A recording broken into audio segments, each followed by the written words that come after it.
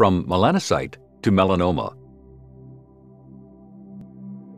Melanocytes are cells that produce melanin, a brown-black pigment that determines the color of the skin, hair, and eyes in humans, and helps to guard against the damaging effects of the sun. In the skin, melanocytes are positioned at the epidermal-dermal junction, appearing as round cell bodies with long irregular extensions called dendrites. The formation of melanin occurs in the cell body, in an intracytoplasmic membrane-bound organelle called the melanosome. Next, the melanosome is transported by microtubules toward the surface of the melanocyte to a neighboring keratinocyte.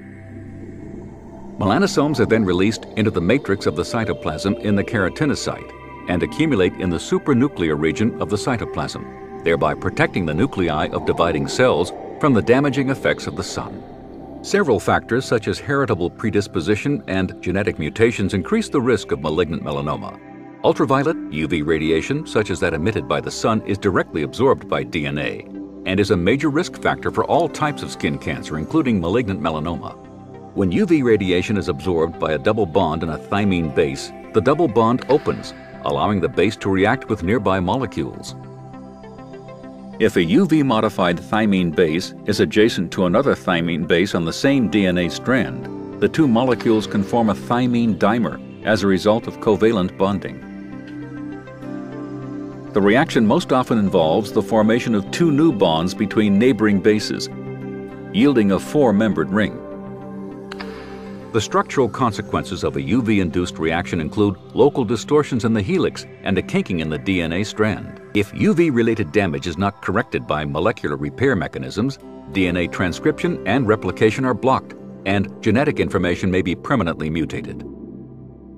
Genetic mutations in melanocytes are associated with histologic changes along a continuum that may culminate in invasive malignancy. The transition from a normal melanocyte to metastatic melanoma may involve several histologic intermediates, including atypical dysplastic nevus of varying stages of severity, or melanoma in situ, and invasive melanoma.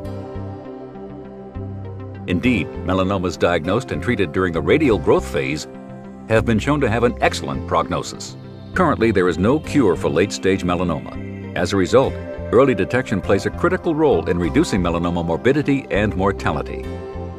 New diagnostic tools to complement the visual examination of lesions, especially early-stage melanoma and borderline lesions, and those that lack the classic appearance of melanoma, could significantly enhance the detection process.